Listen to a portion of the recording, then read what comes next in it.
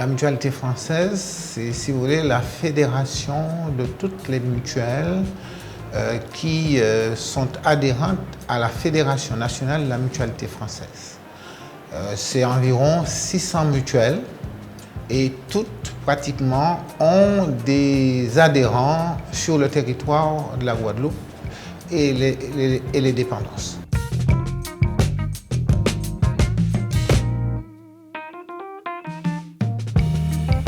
La mutualité française est d'abord une fédération et elle a des missions qui lui sont assignées par la fédération et par ses statuts. Alors c'est d'abord une mission de représentation du mouvement mutualiste, c'est-à-dire elle est habilitée à parler au nom de toutes les mutuelles de la place sur des sujets stratégiques, des sujets de santé et de prévention. Les mutuelles sont à l'origine de l'économie sociale et solidaire. Ce sont des acteurs historiques et même avant les associations. Il a fallu créer les premières caisses de secours mutualistes pour venir en aide à des gens qui ne pouvaient pas se soigner ou des gens qui perdaient leur emploi et ne pouvaient plus nourrir leur famille et qui pouvaient compter sur une caisse de secours. En Guadeloupe, on les connaît mieux à travers les tontines, quand il s'est agi, par exemple, de faire face à des dépenses d'obsèques, d'enterrement.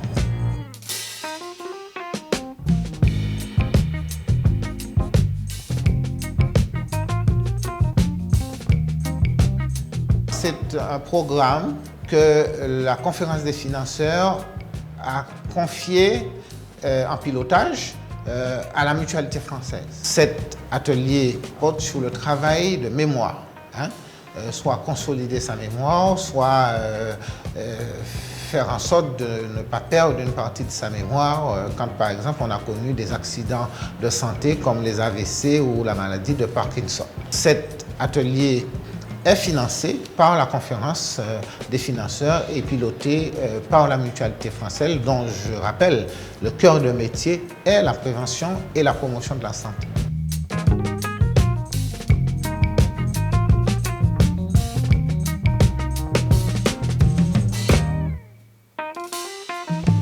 L'économie sociale et solidaire en Guadeloupe, c'est 1200 entreprises pour 12 900 emplois. Et quand on dit entreprise, ce sont les associations qui emploient du personnel, ce sont les mutuelles, ce sont les coopératives, ce sont les fondations. Et depuis tout récemment, avec l'avènement de la loi Hamon, ce qu'on appelle les sociétés commerciales à agrément ESUS, c'est-à-dire à agrément d'utilité sociale.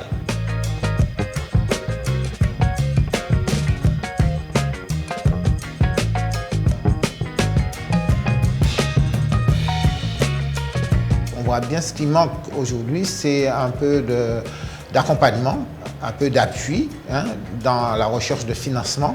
Par exemple, répondre à des appels à projets sur des fonds européens nécessite une certaine technologie, une certaine ingénierie que n'ont pas forcément tous les acteurs de l'ESS. Alors, on a créé récemment la Chambre régionale de l'économie sociale et solidaire qu'on est en train de structurer pour justement apporter cet accompagnement dans la professionnalisation des acteurs.